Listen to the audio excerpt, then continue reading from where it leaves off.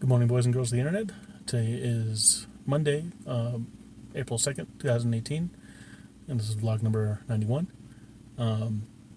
Yeah, no photo shoot today. Oh well. I just kind of went around and I wanted to go to a couple stores like Best Buy, and after I exchanged my Star Wars that I bought yesterday, I wanted to go get the Steelbook. It's freaking Easter, which means most everything's closed, including Best Buy.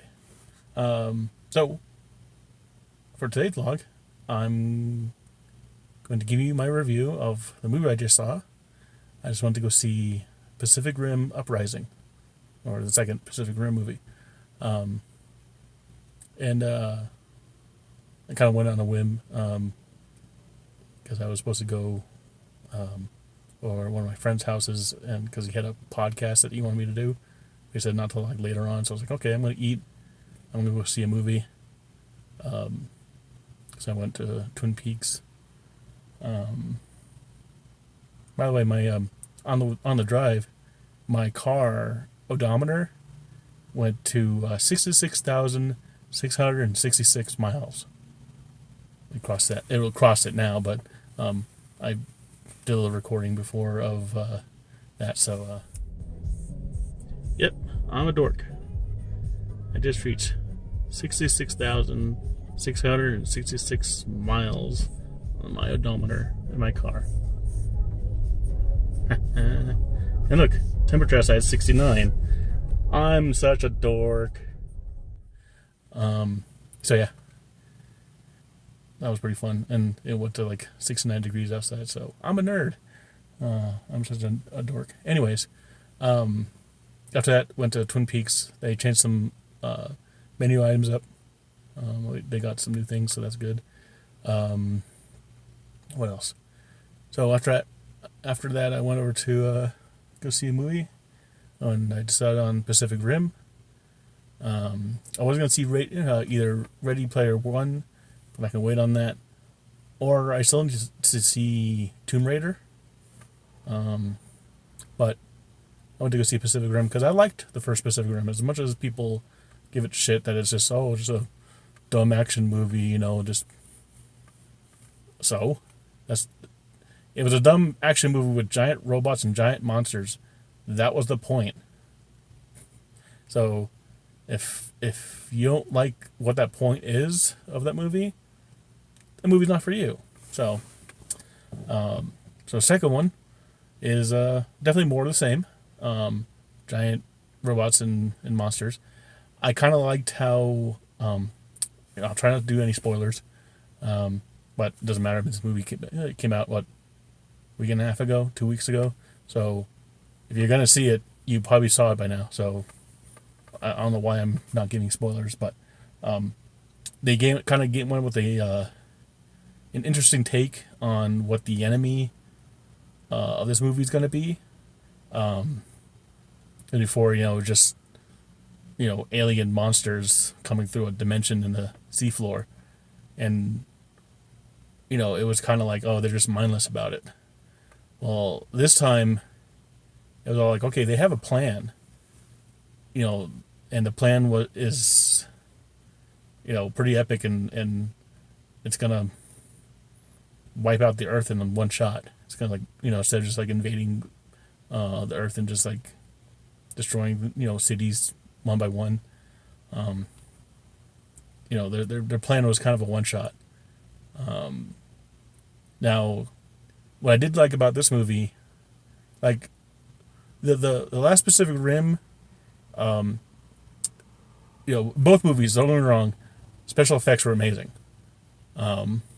So I'm not gonna knock either movie, but the last movie, I think they kind of tried to hide some of the special effects under the cover of darkness.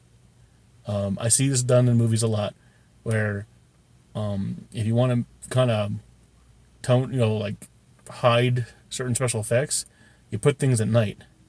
Which means you don't have to put too much detail into things that are in the distance, or all you have to do is just make things wet, especially when it's wet and raining. And it kind of makes it easy because, the rain and the wetness, it kind of hides animation flaws. I know this as an animator. In this movie, most of the fights are set during the daytime. Everything's very bright. Everything's very colorful. And you see everything that's going on. And they did a pretty remarkable job on the animation, so I got to hand it to them. You know, the new if I do have to say one thing about this movie though, like in the last movie, they kind of made all the Jaegers, the giant robots, characters unto themselves. They all had a certain like look to them, and they made them kind of almost like legends, like they're they were like celebrities in their own right. You know, the way they kind of built the story. And the pilots at random, they were legends too.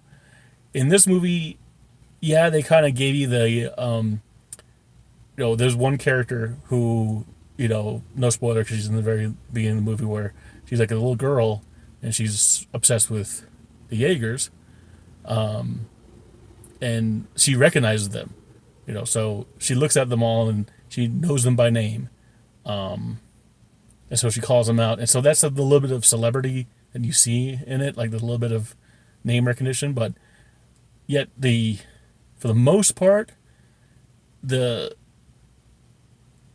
all the Jaegers kind of look alike, other than the color scheme.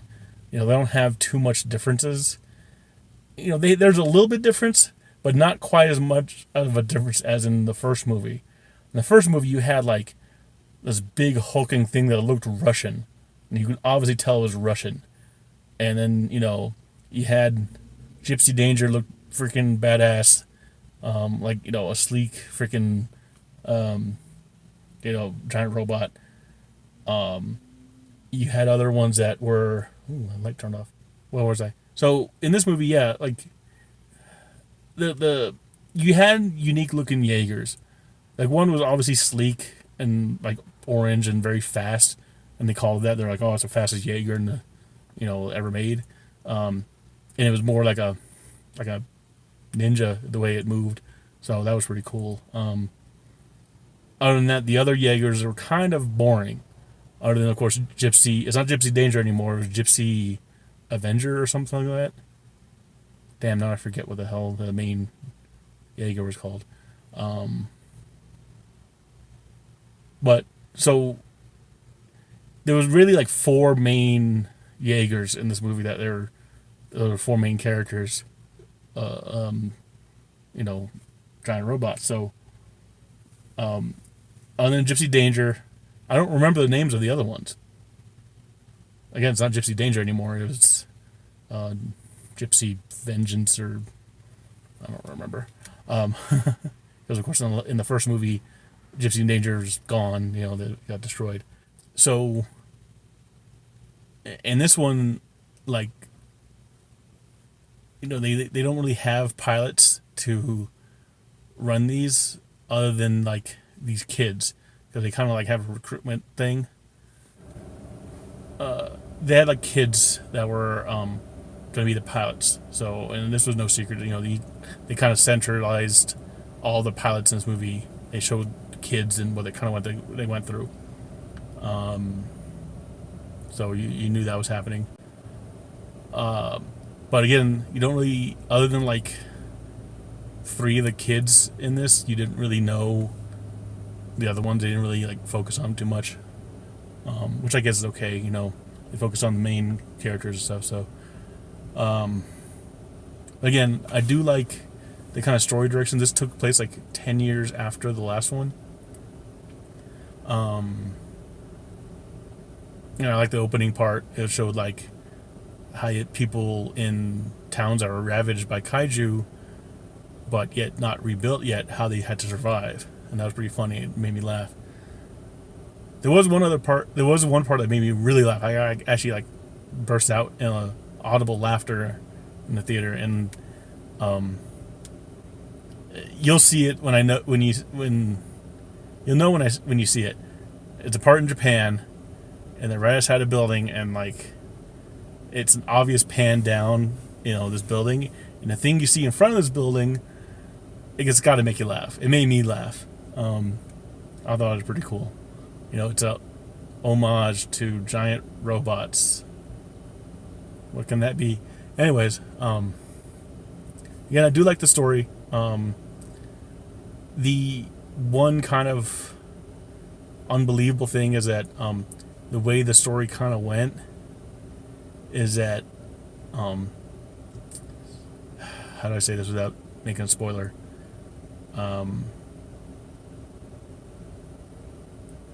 The way the story is that you had to believe that one of the people, one of the characters in it, was smart enough to plan this out, and he was from the first movie, and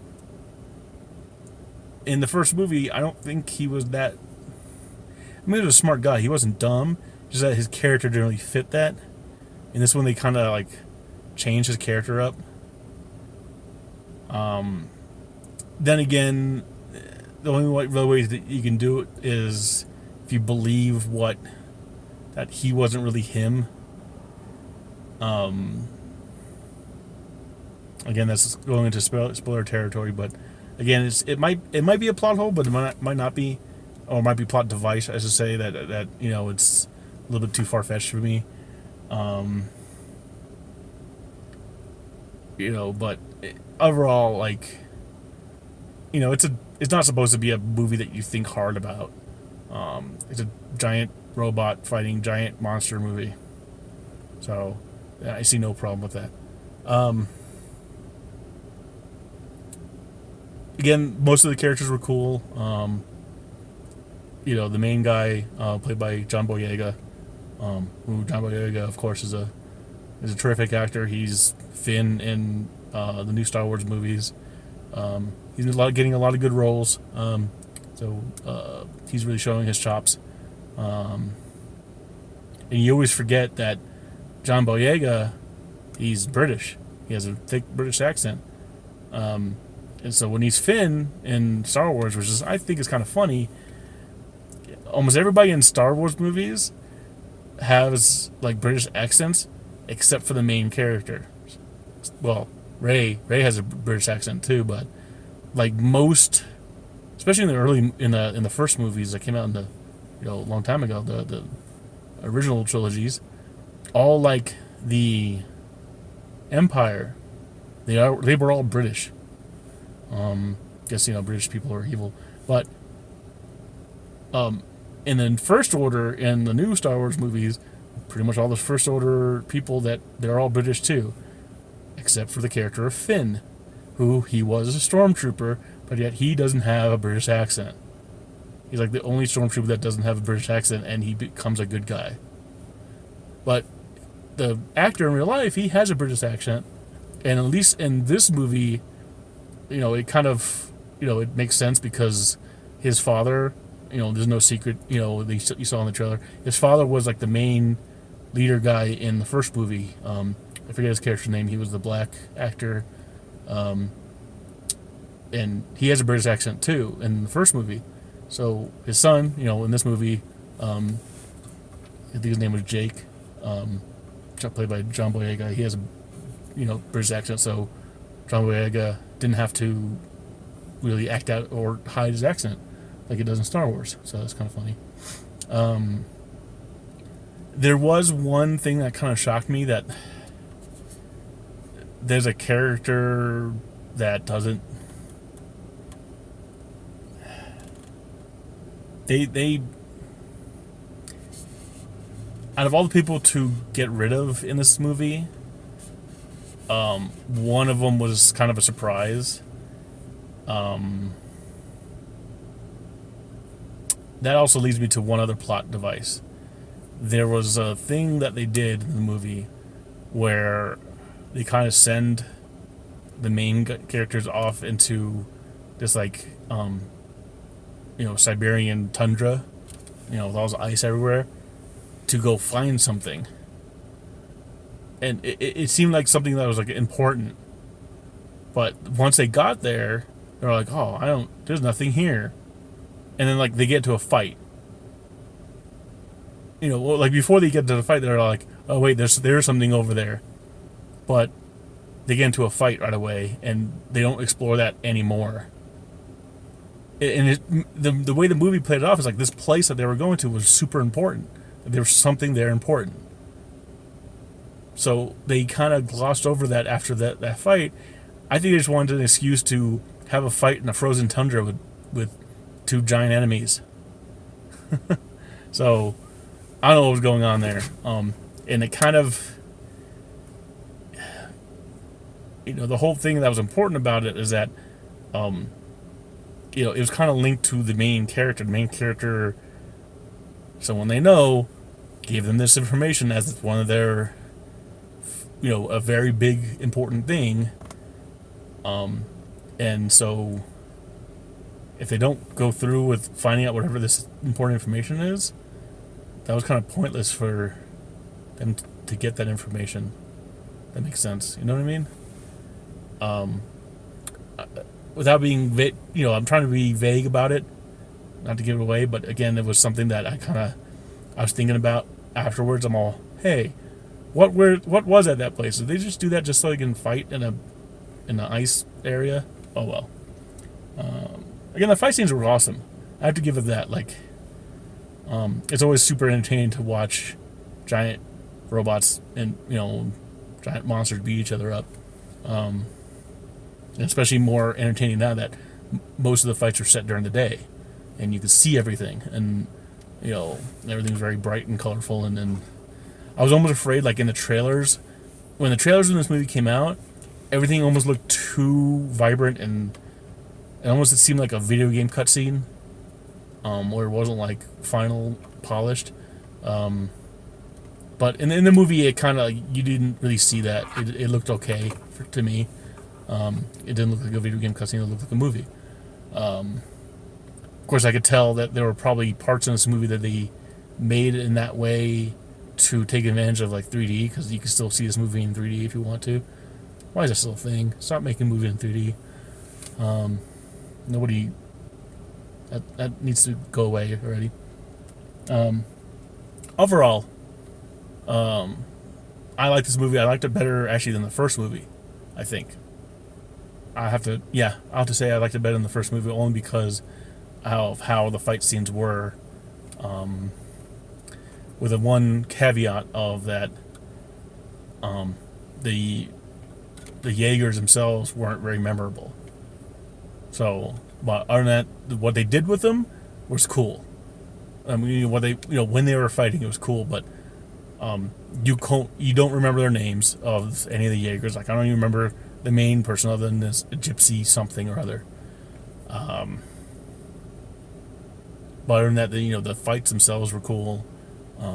They had a couple new weapons that they didn't have in the first movie, that they had new techniques and stuff. So I like that. Anyways, I will give this movie a very positive rating. I'm not going to give it a score or nothing. I don't score movies. I'm just going to say that if you are a fan of action movies, big blockbusters, movies with giant robots and giant monsters, anything that's reminiscent of anime and science fiction, stuff like that, definitely go check this movie out. You won't be disappointed. And especially if you like the first movie. Now, if you didn't like the first movie, even if you liked all the other things, you won't like this one either, because it is more of the same. It's just better because it's newer, and like the effects are better again. And the pacing is better, I think, in this movie. It seemed like in the first one, like things were rushed a little bit. The pacing in this one is a lot better too. So, anyways, that's my review of Pacific Rim Uprising. It's a couple weeks late because I know this movie's been out for a while. So definitely go check it out while you can. And however long this movie's going to be in theaters. It's a definite Blu-ray must-buy for me when it comes out to go alongside the first movie. So that's all for today. I will talk to you all tomorrow. Everybody have a good day, and I love you.